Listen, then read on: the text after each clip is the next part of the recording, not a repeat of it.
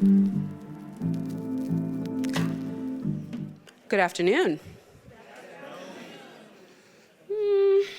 We could do a little bit better than that. Right? Good afternoon, everybody. There it is. Welcome to Planet Word. My name is Britt Oates, Manager of Public Programs, and on behalf of myself and the entire Planet Word crew, we're so excited to welcome you all to today's programming event, Between the Lines, with Jason Reynolds and Dr. LaCharles Ward.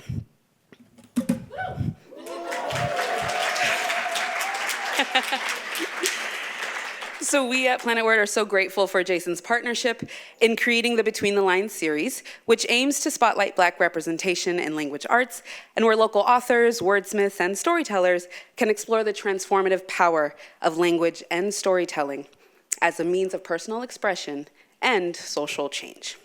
Now, today's Between the Lines program will include a discussion between Jason and Dr. Ward, followed by a brief audience Q&A. Jason Reynolds is the #1 New York Times bestselling author of more than 20 books for children and young adults. He is best known for his novels All-American Boys, the Track series, and Long Way Down, which received Newbery, Prince, and Coretta Scott King honors. Among Jason's many accolades, he was named the National Ambassador for Young People's Literature by the Library of Congress for 2020 through 2022, and is also a 2024 MacArthur Fellow. That's right. He is on faculty at Lesley University for the Writing for Young People MFA program, and he lives right here in Washington, D.C. You can find his ramblings at jasonwritesbooks.com. Dr. LaCharles Ward is a scholar and curator of photography and visual culture, and his writing has focused on film, law, video, and art across the Black diaspora. He is chief curator of photography and film and director of the Earl W. and Amanda Stafford Center for African American Media Arts at the Smithsonian's National Museum of African American History and Culture, aka for many of us, the Blacksonian. Please join me in giving a warm welcome to Jason Reynolds and Dr. LaCharles Ward. Everybody who's been here, if you've been here more than once, you notice I always come on stage with the poison. And I always feel so self-conscious that in 2025, I'm still drinking this, but it's just delicious. You know what I mean? And I'm always so tired. People who know me know I'm like, unfortunately, always so tired. And so don't judge me for indulging in the sweet nectar of life. So look, LaCharles doesn't know because I don't. Is anyone's first time? This is your first time here? Put your hand up. Okay, so a handful of people. The way this is going to go, LaCharles doesn't know either because I don't tell anybody, the guests included, what this is and how this works.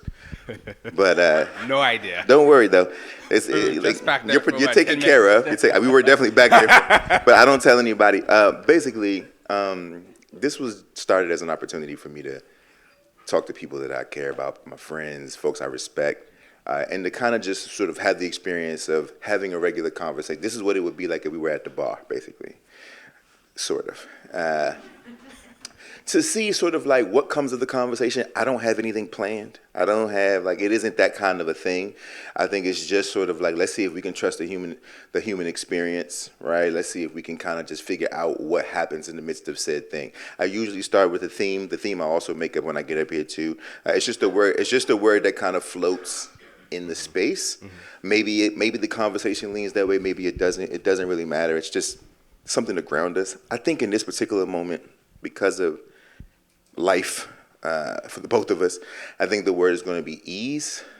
I could use a little ease. Mm-hmm. You know what I mean? At the moment, I think we all could use a little ease. Yeah.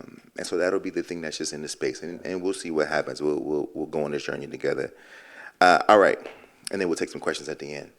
So here's the thing. Here's what I want to do.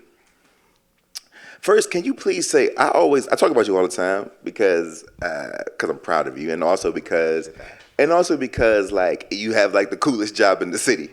So can you, first, before we get into my silly questions, can you just talk a bit about what the gig actually is and what you do, like on a regular day? Because I think people, we don't think about people like LaCharles in this city And when you hear what the job is, you'll see what I mean, is that DC is such a sort of, for many of us, right, there's Washington and then there's DC, and most people just know Washington, right? And the Washington folks know it's very much sort of like the suits and the whole thing and the institutions, and LaCharles happens to exist within one of those institutions, except if there's an institution to be a part of, he's a part of one of the best ones, to me. And what exactly is the job?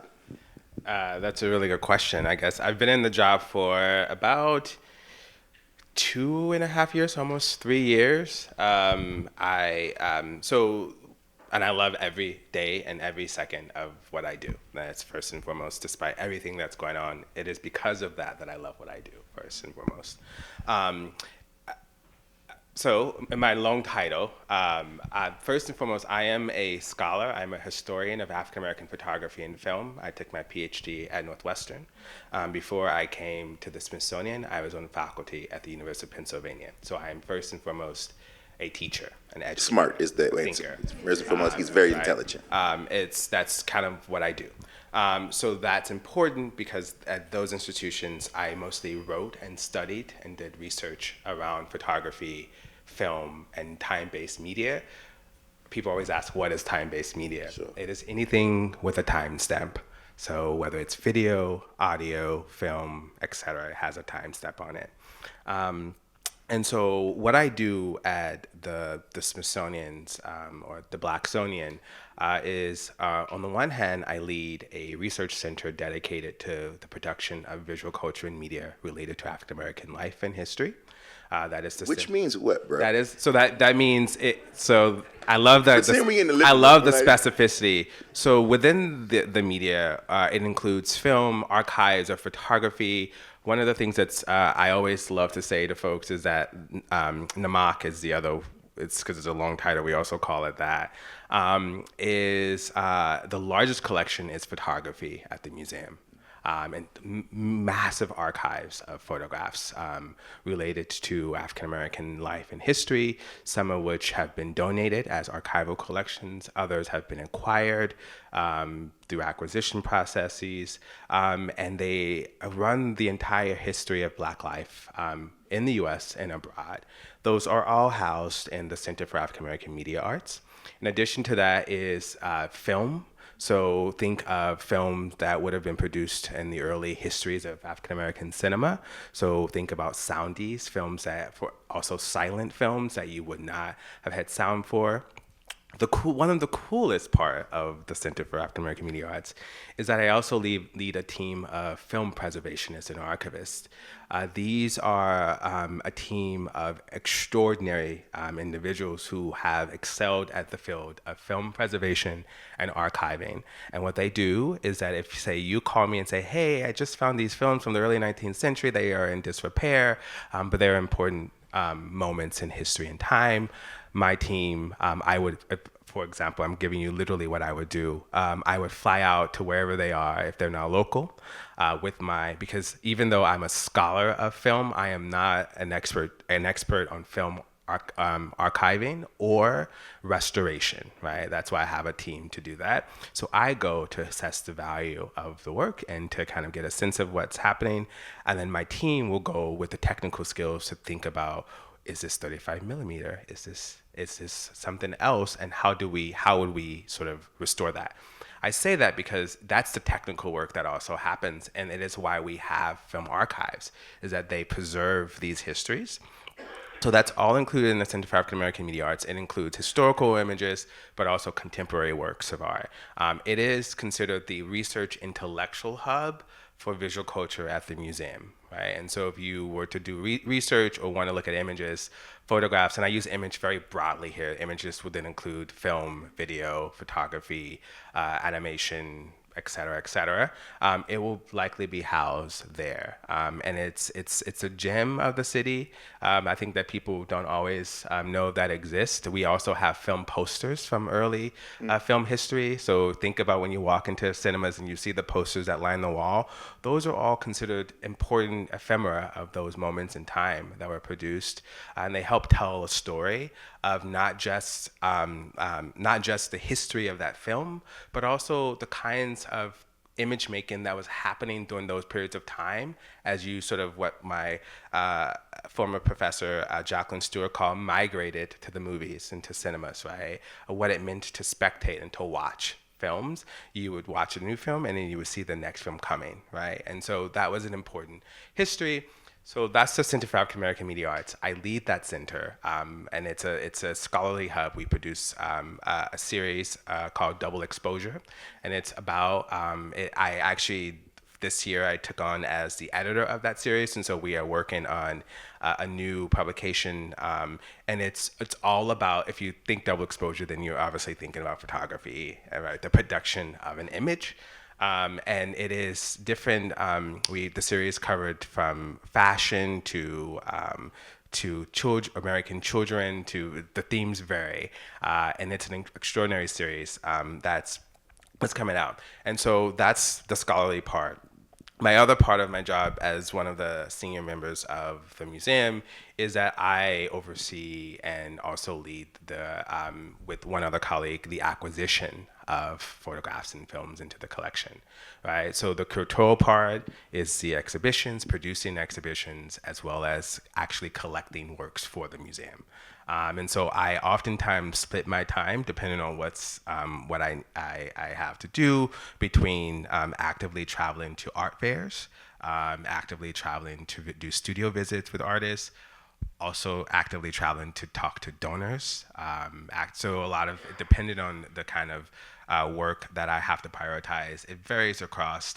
I think what I love the most about the job is I always tell, and when I first met Jason, or this was when I first moved here. I always tell people that I think in images.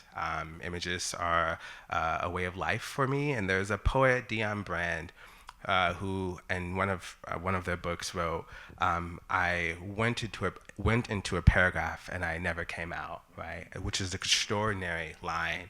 And I always think about what it means to get lost. First of all, I love poetry and fiction too, but what does it mean to get lost in the image, right? That's been a question that has always compelled me. I remember looking, and this is a little bit about why I do what I do and why I'm here.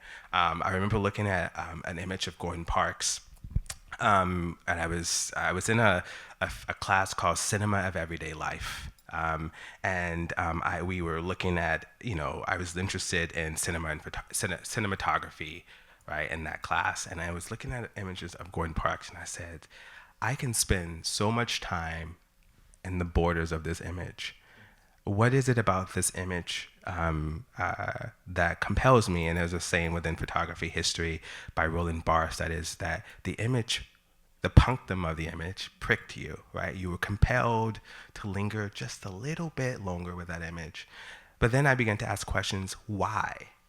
Right? Why? And so that why question took me to different sort of places in my life and ultimately here, because so much of what I like to do is to get lost in the image. And sometimes I come out and sometimes I'm there for a while. Like I was coming here, I arrived later than the allotted time on the schedule because I was trying to finish a film on Criterion.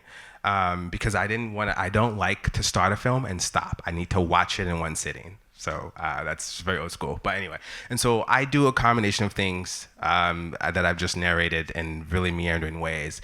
But it's because of the so many things that I do that sometimes it's often hard to articulate it as like one thing. But that's why I love it, actually. Dope.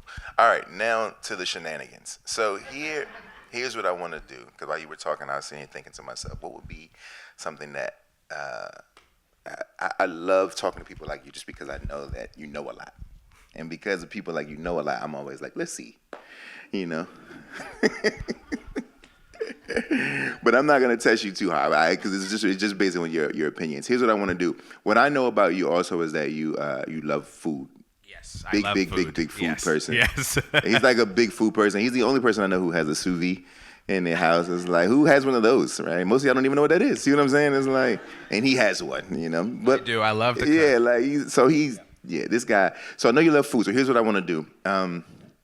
We're gonna do your favorite photographers, and then so I want you to name your favorite photographers. Okay. And then to describe their style to the audience who may or may not know these photographers, I want you to say what dish does their photographs remind you of. Then we'll know what we're looking for in the photograph. Okay. Now, for all of you who are, you might not be all the way up on the art thing, maybe you're stepping into this space, maybe you want to know more, this is your opportunity to jot down some names, right? He about to give you some game, but let's do it. So your favorite, so it doesn't have to be the best, right? But just your favorite photographers of any era, man, woman, or other, right? So I'm gonna start with one that we talked about in the green room, which is Carrie Mae Weems. Starting there, the great Carrie Mae Weems. One of my favorite photographers, and one of the photographers that I've spent a lot of time thinking with in my own academic writing. And of course, I can of course say the Kitchen Table series, and everyone will know exactly that series, which is an incredible series. And I'm gonna, and there are many photographs of that series that I can linger with. I'm gonna copied so many, and it's been copied so many times. I'm going to choose the photograph, and of course, the name escaped me, but it's just her in the photograph, and she's sort of slouching on the table. I think she is not to her left; she's to her right. And that photograph makes me think of the exhaustion of a slow roast, right? Like you've been waiting for a long time. So think of a Sunday photograph, a Sunday, and you're just at the dinner table, just waiting for that meal to come out of the oven. You're all about to have this and experience so Wednesday night. So last week I made I made slow roasted short ribs, and you know what I'm saying? So that is the image that comes to mind. Right. There's another photographer who I also deeply love and who represents a kind of West Coast photography aesthetic. And that is important because there was photographers who came out of the East Coast, the Midwest, and the West Coast. It is Jules Allen. And some of you may recognize that name, some of you may not. If you have not, I recommend that you write his name down. He did an amazing photography series on Black marching bands, which is incredible, and spent a lot of time in Maryland area covering a lot of the HBCUs here. But he also did a series on hats, like actual hats. And so I'm thinking of the series on hats, which is in the Rhythmology series, and it's a low, dim light. One of the things that he does really well is captures the dance of shadows on the image, the ways in which the shadows play against the light. And I love that because to do photography is to write with light, right? If you think about it. And so that image makes me think of, and I always laugh because this question has never been asked to me, but I've always thought about food in relationship to photography. But it actually makes me think of, it is slow scrambled French eggs. So that means usually when we do French eggs, it's very like, let me just get some scrambled eggs done. Let me just, but slow means you have to have it at a low heat, lots of butter, and there's still a little bit of liquid left in it, right? And so when you take it off of the burner because most people forget that eggs cook after you turn the heat off. That's why you have to stop beforehand. See? Yeah, stop beforehand. And so that series of hats, there's 3 hats, and they're all kind of moving like that. So he captures the motion, the movement of that. So always think of the slow churning of that. And then one last one, and that is a contemporary photographer. Her name is Whitlin Cadet, an extraordinary Haitian-American photographer who is based in LA and does a lot of lush photography and feels with color saturation that's incredible. And I always, when I think of, and I'm not naming any specific photograph because I invite you to just like look these photographers up. But in my mind right now, I'm thinking of one where they are laying in a garden, and I'm thinking about making a sauce that is a sort of a version of like a Yemeni zouk sauce. So, and I always think about herbs because we sometimes don't know what to do with leftover herbs. We buy them for a dish, and I always like, okay, well, hey, that's me. I'm done with the dish. But I make simple syrups out of them because I'm also love cocktails. So I'll do like a lavender or rosemary simple syrup with some of the things I don't. Now all y'all want to be friends with. Those are so you may have been mesmerized with the food. The photographers that I named were Carrie Mae Weems, Jules Allen, and Whitland Cadet. Okay, so now even though there's kids here, but it's okay, their parents are here. So now what we're gonna do is I want you to think about your 3 favorite films. Yeah. But these are gonna be cocktails. 3 favorite films, but cocktails. Or no, I like that. You got it? I like that. Of course you do. Of course you do. He was like, no, that's good. I got it. I like that. I am a compulsive writer and note taker. I think we all are. So for some reason, Jason, I just figured you're gonna ask me about films. Really? Yeah, and just so you know that I am not joking when I say that, I have films listed. I like this. I know this guy. He's gonna ask me about. I like to talk to you about movies. But I'm so one of my favorite films, and for some of the people who are in the audience who know me, will know that I mentioned this film many times. In the Mood for Love. Best film ever. Okay, let's pause for a second. Okay, so just so you know, we're about to do a whole nerd out thing, right?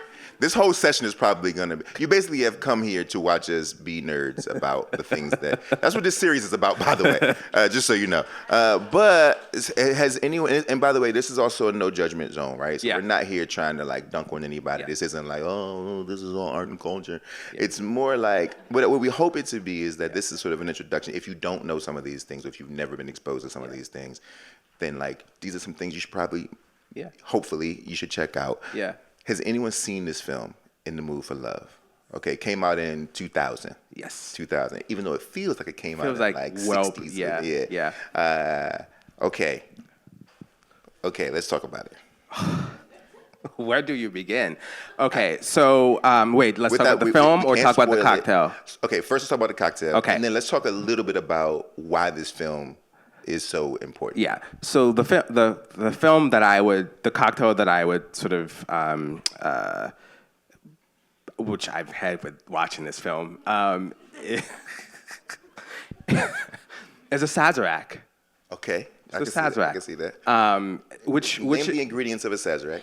No problem. I got you. One of the things that you will that's important is that one of the main ingredients of a Sazerac is an ingredient that I least like, which is absinthe. That is an important part of a Sazerac. Yeah. But when I make it at home, I can do it my way, which is important, right? So I do the rinse and I don't leave it inside. Yeah. So the Sazerac, usually there's rye. It also depends on if you're getting a New Orleans style Sazerac or a traditional Sazerac. I like it. It's usually not on ice. It's stirred and it's a small amount because it's just spirits. Usually bourbon or rye. Mm-hmm. And I add bitters to it. Am I missing one other thing? It's another liqueur. It's not. It's not a Maro. It's vermouth. It's a vermouth. It's a sweet vermouth. Although you can also use, which I like, is a Marinonino. But he's very fancy. Yeah. I'm sorry. So okay. I don't know why I invited him here today. So he's so fancy, but he giving y'all some game though, for real. Like. But okay, so that film is important for a lot of reasons. It is. It was an important film in terms of how do we think about the cinematic history of particularly it's a Taiwanese film, so how do we think about that history, that's the cinematic production of that? And it's also really important in terms of thinking about movement of camera and light saturation. One of the things that, and I'm going to make a parallel connection to thinking about Black visual storytelling, but one of the things that's so important is the dim lights and the ways in which the camera picks up the colors. And there's the blocking, so I'm getting very technical. The cinematic blocking of that film production is amazing. What it captures is the ways in which bodies move through very tight, intimate spaces. It captures the desire, but the inaction of that is the desire itself is not acted on, but you sense it, right? So there's the brushing of one's shoulder, the gestures, right? The longing looks that the camera gets, the panning gazes that we get to see. Those are all kind of really incredible film, we would call it film language, but it's important because the argument within film history is that there was nothing remarkable coming out of those places within cinematic history. And in fact, what Wang did is to say, actually, no, right? We can also say this about Iranian cinema, right, which is incredible cinema. We can say this about Korean cinema. There's just, we have the new wave for cinema. We have these, Berlin cinema history. We have these really major cinematic histories, but not, in Southeast Asia or Asia broadly. And that film did incredible things. And if you ever listen to Barry Jenkins talk about Moonlight, he talks about the inspiration of Moonlight from In the Mood for Love. Yeah. And I used to teach this class on the cinema photography, and I would always pair those two films with each other because there was so many nuances there. I love the music. The scoring is very subtle. Everything about it's just great. If you look at like anybody from Spike to like all these people, they will reference and say, even though In the Mood for Love came way after Spike was Spike, but everyone will reference and say like how that film, it was like a cultural reset. Like it shifted the way that we thought about film. It shifted the way that we thought about the composition of it, like how to compose a frame, right? Foreground, background, all this play between like the foreground and the background, the way that a person could be right here and the person sort of using perspective, the person in the background, and how all of that draws a particular kind of tension. And because it's a love story. Yep, it's a love story. But a love story that's never actualized. Never. Right? So like that's, and so it's all about like, all of us, all the adults in the room, you know what that is. That sort of, because that really is where all the good parts are anyway, right? Yeah. Once it's actualized, it's like, all right, now we're over it, right? Yeah. But the flirtation of it all, or the tension of it all. Absolutely. It is. Please watch this film. Yeah. How do I keep you as mesmerized by the thought of acting on something without it? So there's no scenes of nudity. There's no scene. It's a slowly paced film. It's an incredible film. If you're interested in, check it out. That says a wrap. Yeah. Right. Okay. So I mentioned this film to you before. I hope you go ahead, continue. Okay.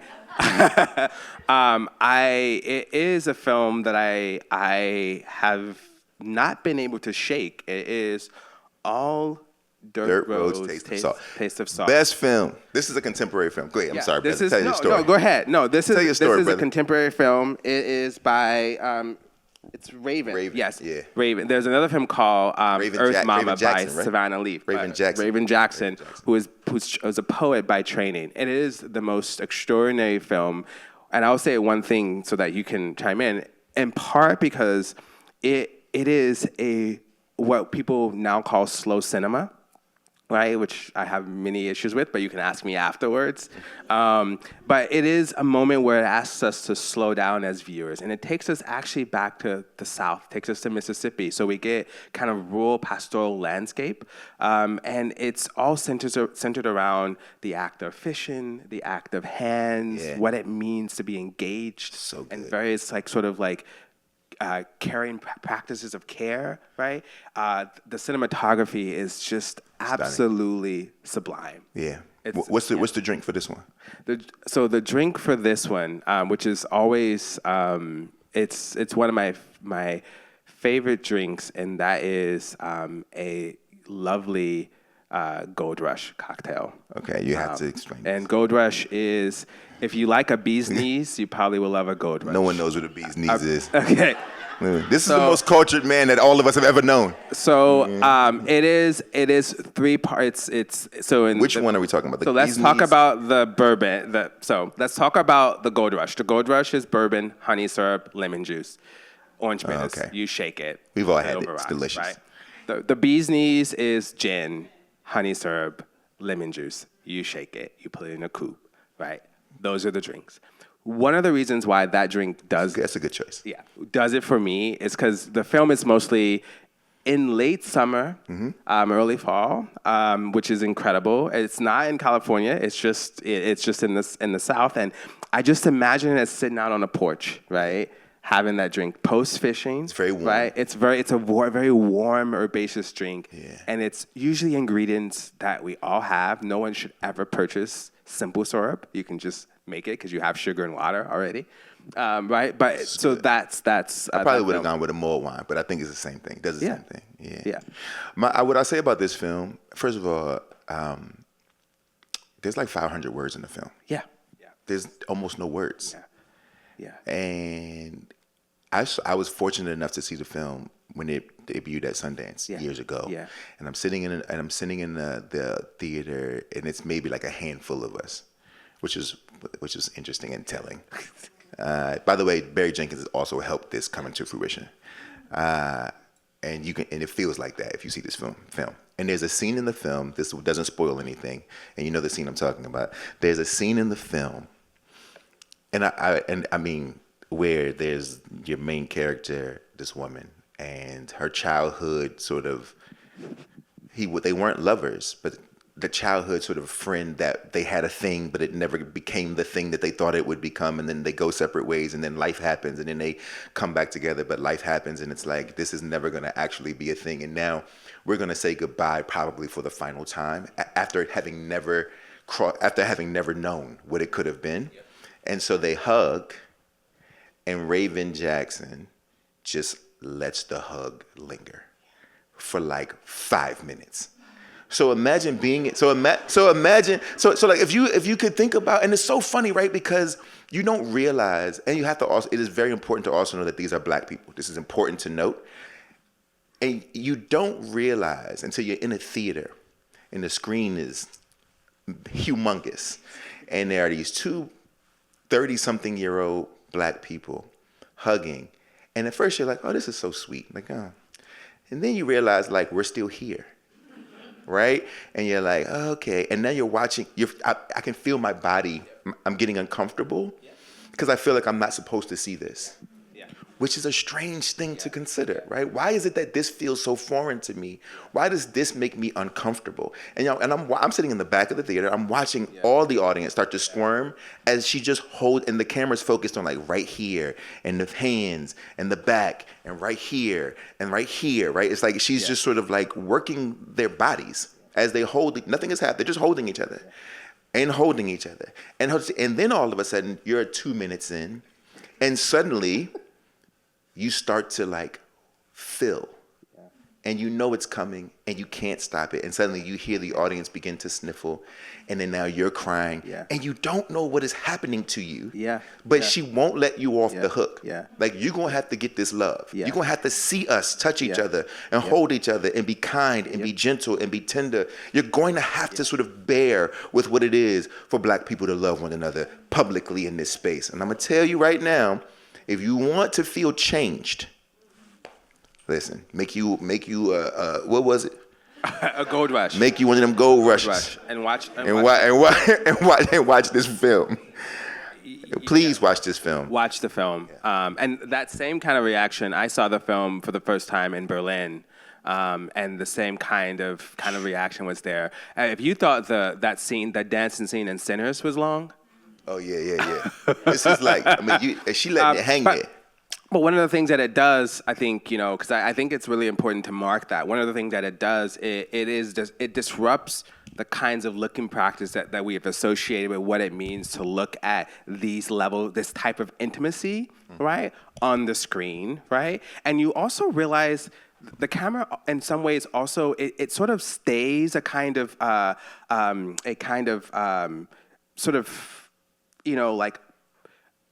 a looking that suggests that we should take pleasure in it. It kind of, it's not saying, hey, let's look at this, as this like outsider. We're not it's not voyeuristic. Yeah. The camera disrupts that in a lot of ways, but it does say, but I want you to lean in a little bit longer to feel this moment, right? And I think that in of itself, right, thinking about Black visual storytelling, like how do we tell these stories in ways that ask the viewers to do some work? Yeah. Because I think so much is passive, right? It is not a binge movie, which is to say, and I binge a lot of TV shows, so it is not a critique on people who binge shows, but there's a way in which we have shows that we can watch passively, or films that we can watch passively, right? But this is not that film, even with the lack of words. Yeah.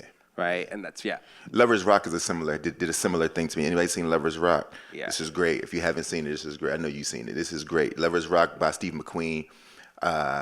It's 2 hours of Black London, Caribbean London, in the 1970s, having a bashment party. It's just 2 hours of Black people having a party. Yeah. It is the most incredible film. By the same man who did 12 Years a Slave.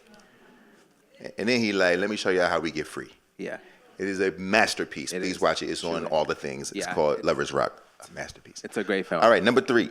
Last one. And then I got one big question, and then we're going to take it, open it up. I guess the one that I would go with is... Back to the Future. I knew it. I knew it. Is that what you wanted me to say? No, I mean, I just love it. That was the 4th one. The 3rd one would be If Bill Street Could Talk. This was unexpected. I didn't see this one coming. There are things at the film, and I won't go in at length on this one, but there are things... So when I watch films by directors who produce mini films, there's things that I look for. You look for like their signature moves that they make, right, et cetera, et cetera.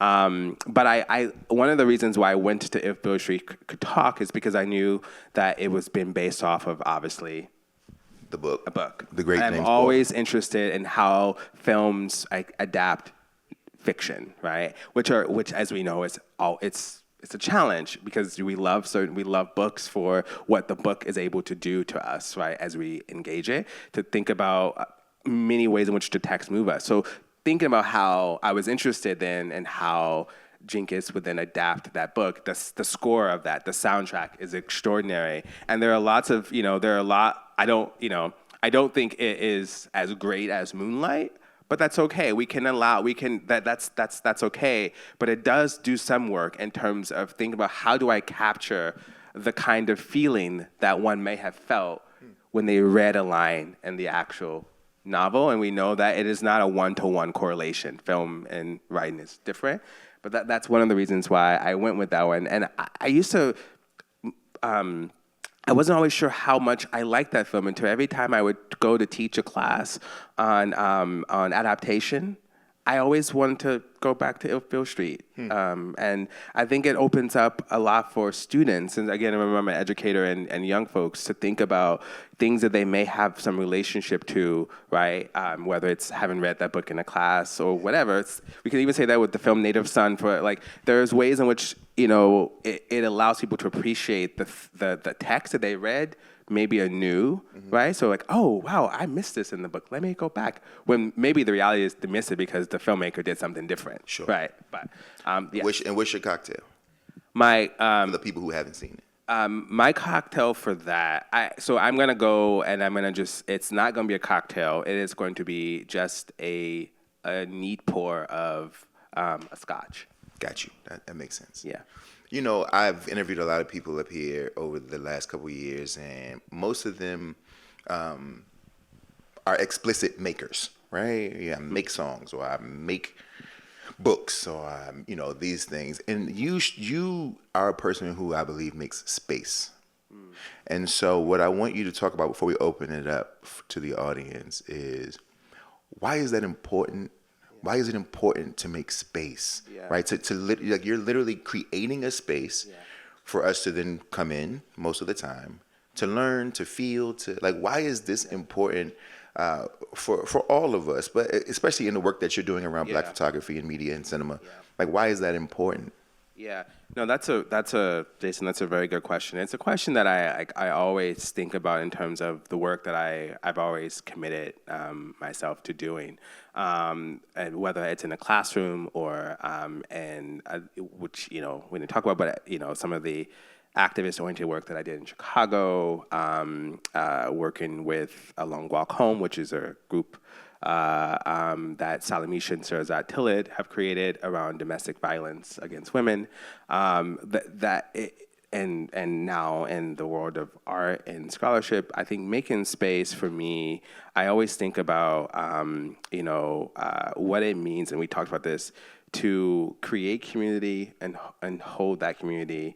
To make space for more community to be made, right? And that's really important to me, because I think when I think about curation, right, the act of curation, it's oftentimes bringing in different kinds of voices, thinkers, artists, right, to tell a kind of narrative, right, a narrative about a moment in time, a history, a theme. But when I think about what it means today to make space, so much of our moment now, and I think historically, is that so many people are overshadowed and kind of relegated due to just fast-pacedness of society, feeling like they need to be seen in a particular way, or any number of kinds of distractions. And I think when I think about the kind of spaces that I want to be in and that I try to be in, is that I want everyone to feel like they can all be doing great, right? And that they can also feel that support. And I personally, even I think about when I arrived here to DC from Chicago, right? I remember I ran into you and Reggie Black at Maquetto, which is kind of the neighborhood kind of cafe that I live in. And I distinctly remember of like, what it meant to feel like space was being made for me there as someone who was actually arguably not really that deeply in love with DC. And I've said this, I was like, although that's, as a Chicagoan, that of course tracks. Of course. But I just didn't feel it, and I was commuting. So as you know, I taught. My first job was in Philly, so I've been teaching at Penn for 4 years while living in Capitol Hill, DC, and I would just commute up, and so I had made community there, and it was natural because of the university life. You just and not so much here, and then there was COVID. But I bring that up to say that like it was, and I always tell this story now that one of the reasons why I remain here. I mean, yes, now I have a job at the Smithsonian, so I ain't going nowhere. But before that is that you told me it's like we need you to stay here, right? That in and of itself was a signal that like this is the kind of community that I want to create, and even now, right? When I travel, when I go to some of the local art spaces, right, usually people say, I would just think that you go to like the big fairs, like the Art Basels, sure. Which I do. But in order for me to remain committed to the work that's been produced by amazing creators and artists here, I have to show up. And not only do I have to show up and engage with them, right, and to think alongside them with their work, right? I always tell people, I'm not here to tell you how great your work is and offer critique, which is not to say that I don't talk to people about how amazing their work is, but I'm here because we are in community, right? I see you when I'm out at other fairs, and so what does it mean to be in conversation? But what it also means to like signal that I'm here as a space to talk through things, right? And that to me is really important because in the end, I actually grow as a person. And I learn more, and that I think that's really important. And then in turn, the people that I'm in these spaces with see me not as sort of this person who's in some institution who doesn't come out, and because that's not what I want, that's not what I'm about, that's not what I do. And I, even though people say I'm a social, I like to go out and socialize, but definitely I get a lot of energy. I get a lot of my energy by being inside. So I do this, and so when I go out, I show up, and I show up as much as I can for the people who I'm creating space with. Right? Yeah. I think, before we open it up to Q&A, I want to say, and this is important just because what we're talking about right now is super important. Me and you and I have spoken about this a lot, and I think Britt and I have talked about this. The whole point of this, and I say this because as you all leave here in the next few minutes, like it's important that you tell people this is happening. And the reason why is because, I lived in New York for 15 years, and New York has a Schomburg, and this is what's happening at the Schomburg every night. DC full of a whole bunch of smart people and a whole bunch of creative people who don't never talk to each other. We don't know where each other at. Everybody looking for everybody. I see all these tweets every day about transplants who move here, and I'm like, where are the people? Where is everyone? And it's one thing to get defensive. On the other end, I don't know if we can. Right? We have to create space. It has to be an active thing, right? Planet Word is a wonderful space because they allow me to do this, right? I'm grateful. Thank you, Ann, for what you've built and also for allowing these. It's important, right? And I could bring anybody I want in here, but I try to keep it local because you need to know these people live in your backyard. We talk so much trash about our hometown, and I'm like, yo, you don't even know who live in your neighborhood. He live around the corner. He live down the street from me. I ain't telling you where we live, but we in the neighborhood. You know what I mean? And I think it's just and at some point I will invite some of my other friends from out of state and out of other cities. But it's important that we know what we have and that we show up to celebrate it. If you want to get your brain stimulated, come holler at me. If you want to come out and learn something new, see what people are talking about, come out and tell people, bring your homegirls out. Like, yo, we're going to go and see, let's have a moment where we can go and listen to this ridiculous conversation about film and photography and food and drink and community, right? So that we know exactly what the city has to offer. Okay, now some Q&A. Yes, great.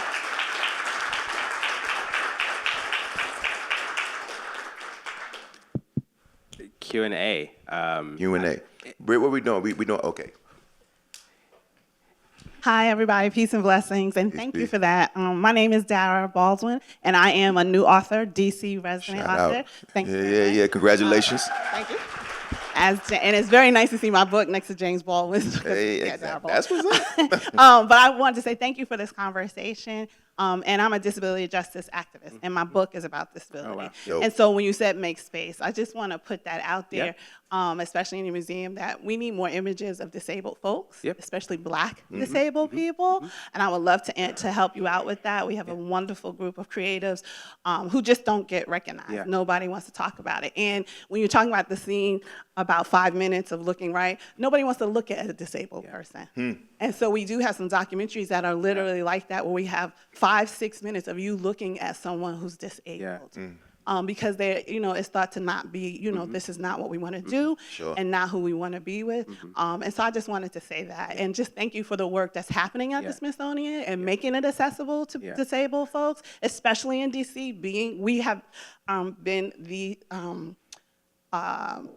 example to the rest of the world. Like you were saying, New York museums were not accessible. We did it here in DC as activists, and disability justice is Black folks leading, and we did that work, and I just wanted to say that. But there's a lot of disabled photographers who don't get any kind of platforms like that, so we would love to talk to you about that. And again, thank you for this work. Thank you very much. No, thanks for sharing that. That's for that.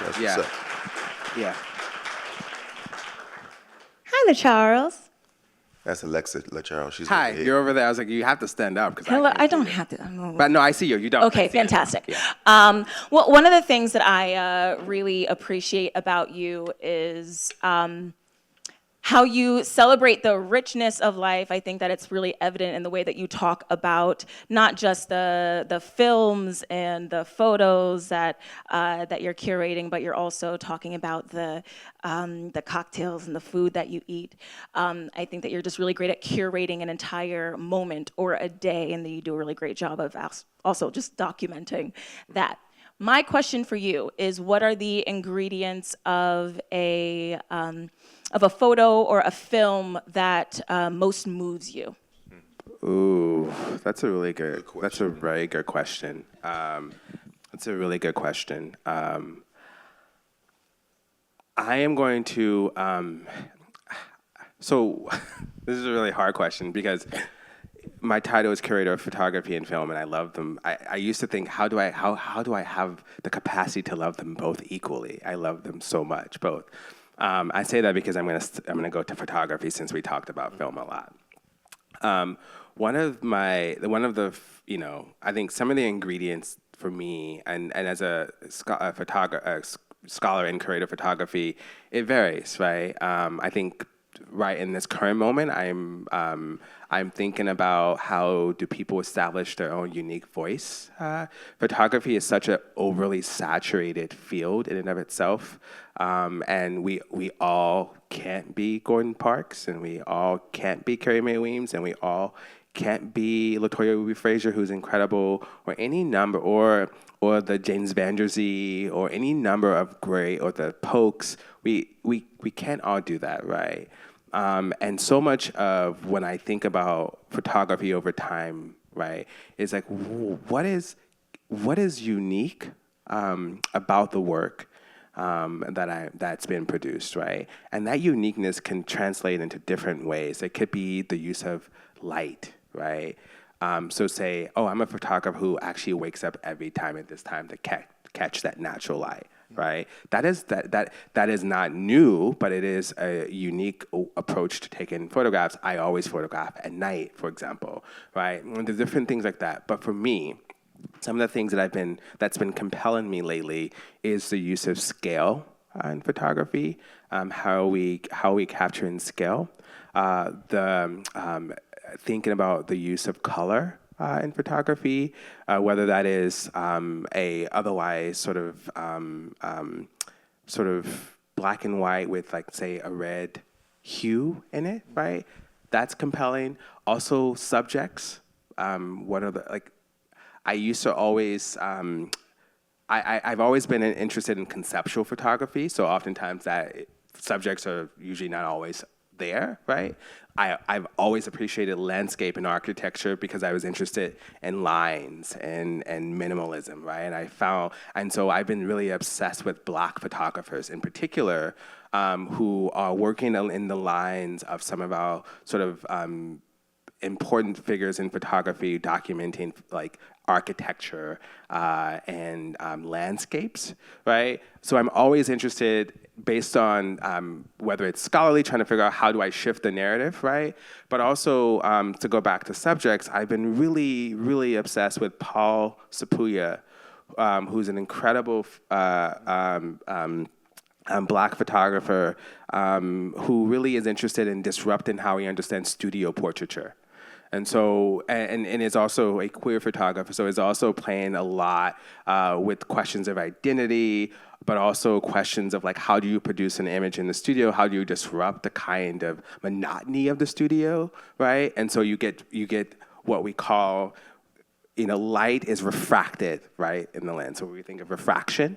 And so when you look at the image, what you see is this mirror that then captures the subjects, captures Paul taking the photograph, as well as the subject who's doing the sitting, as well as how the light enters the frame, right? That is incredibly difficult work to do.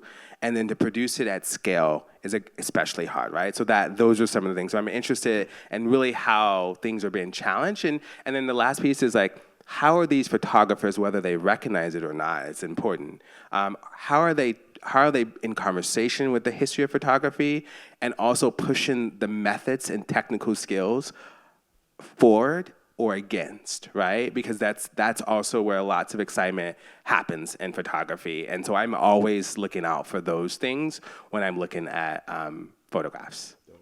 I live up in Tacoma, DC, and one of my questions is, why has so much photography from movies moved away from DC? I lived at the Tacoma Theater, and I took her when she was probably 8, and we saw Chris Rock. We saw all those people, and they've closed all of our theaters, and they've taken all our photography away here. Yeah. I have every Gordon Parks book from where he photographed around. Yeah, I mean, that's a really good question, and I think it's a bigger question, actually. I don't think it's just unique to DC, although that's not to minimize the import of your question. I think it is the change in ways in which we watch film, and I think that's really important. Film theaters are dying. I mean, I remember we used to watch, what was our theater that we went? East Street, bro. East Street. Come on, East Street. Timothy's Theater. I remember when I moved here for the first time, and I felt like I struck gold when I found that East theater. Street. And I love, those are the kinds, nothing against folks who go to the fancy theaters, but I go to the theater to watch a film, right? That's what I do, right? And I love watching films in theaters. But to your question, I think we have been in a moment. This is not necessarily new in this current moment, but we've been in a moment at the decline of film theaters, the big ones and the small ones. So if the big ones can't survive, then we know the small ones can't, right? And it's devastating. But we also have to hold that intention with the rise of streaming platforms, right? And so I think with the rise, people have access to it in their homes, right? Which I watch a lot of films at home, but nothing can beat the experience of going to the actual cinema house and watching a film. It is really hard to beat that experience. It is truly a remarkable experience. Think about how many of you went to watch Sinners at the theaters, right?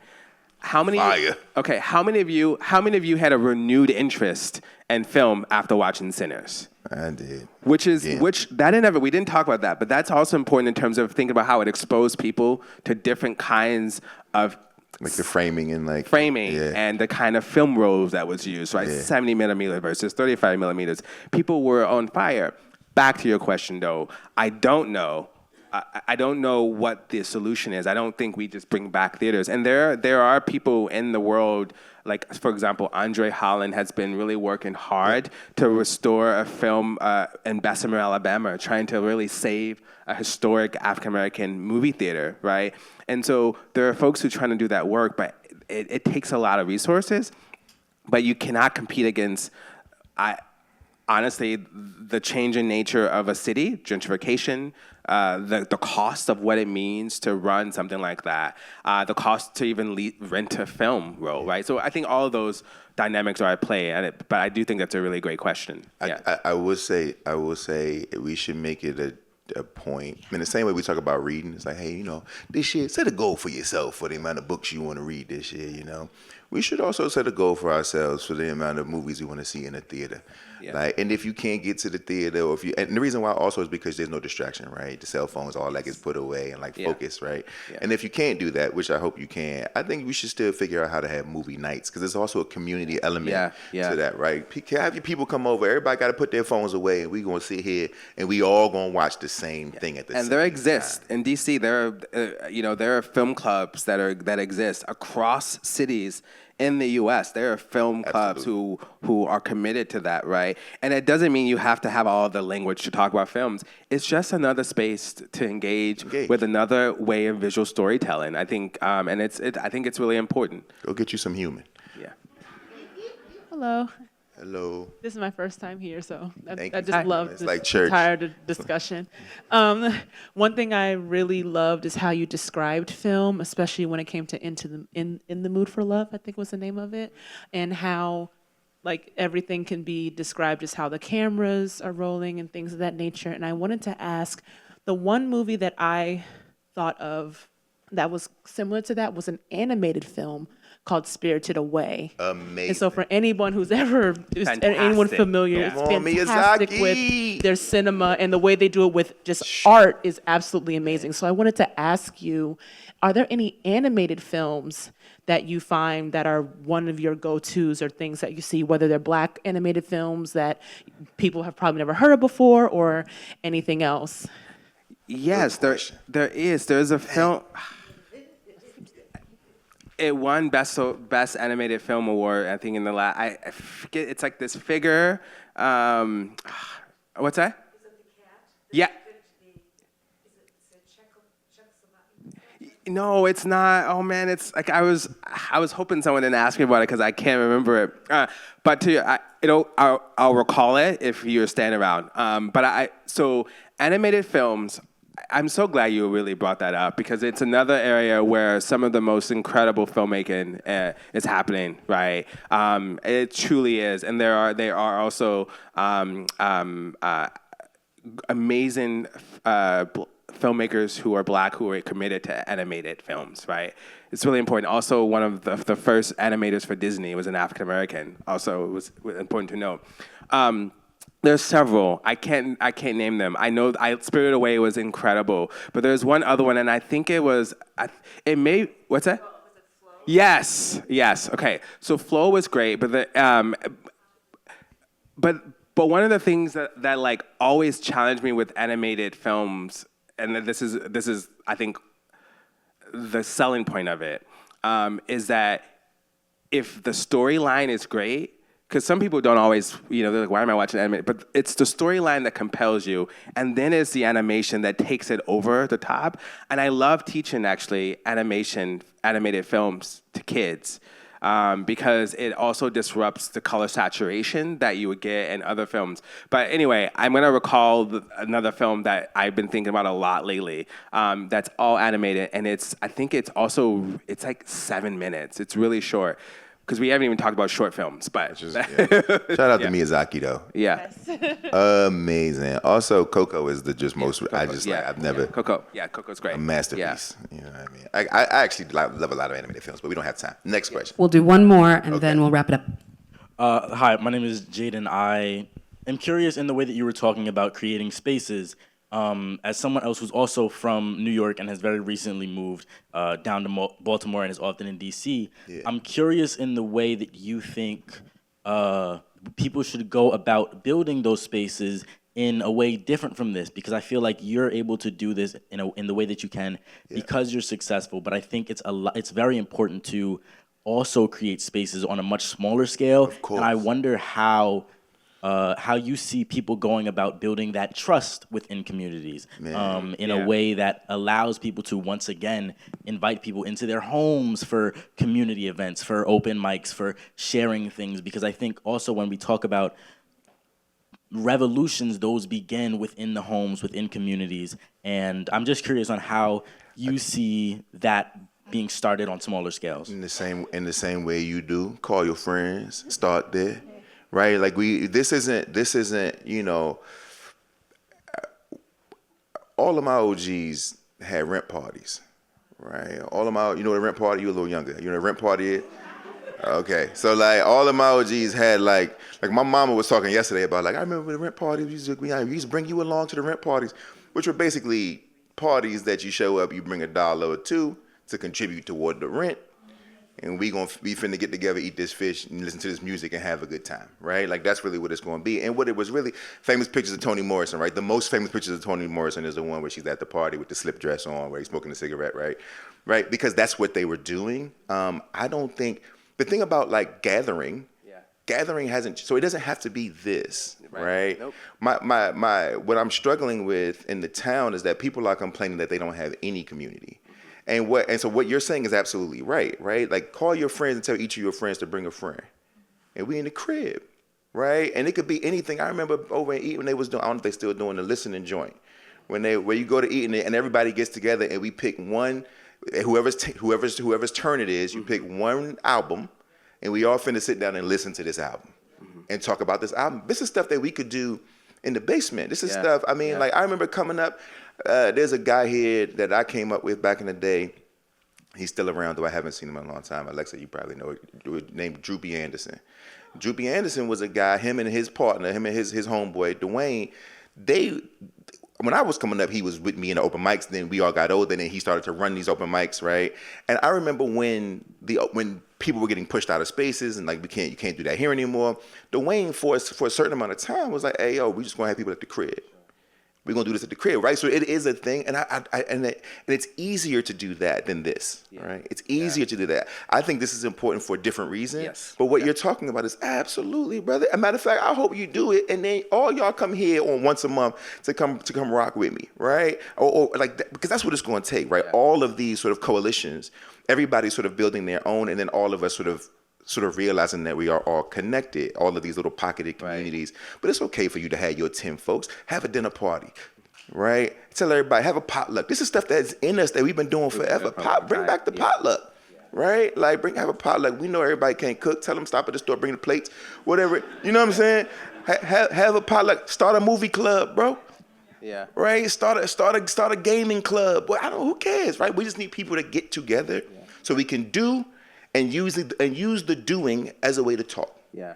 And then we get to chopping it. That's it. But I'm glad you brought it up because you're absolutely right. This is a particular place of privilege that I'm trying to use to sort of do this thing. But all of us have our own versions of privilege when it comes to our pocketed communities that we can then do the same thing in our own spaces. Yeah. Thank you very much for that. Yeah, that was a really great. And I want to build. I think I agree with Jason. And I think I think build a community that makes sense for you and for your group too. I want to go back. The Boy and the Heron. So I was not going to leave without it. It's incredible. My last question before we get out of here, I ask this question to everybody who's ever sat with me in any space, let alone this space, over the last 15 years of my life. And the question is, if you could go back to 10-year-old LaCharles, what would you thank him for? Wow, that's a really great question, Jason. I think I would thank 10-year-old LaCharles for, wow, this is bringing me back to a space of,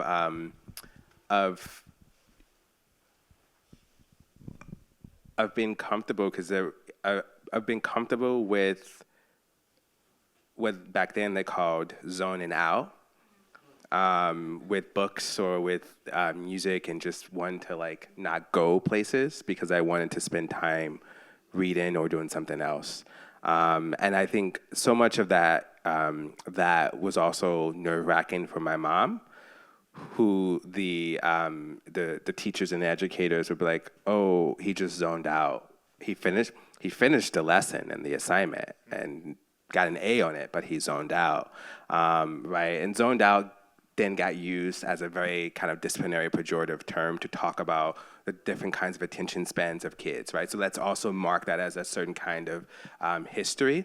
And at the time, you know, it was a way to kind of weed out students into different kinds of classroom settings, right?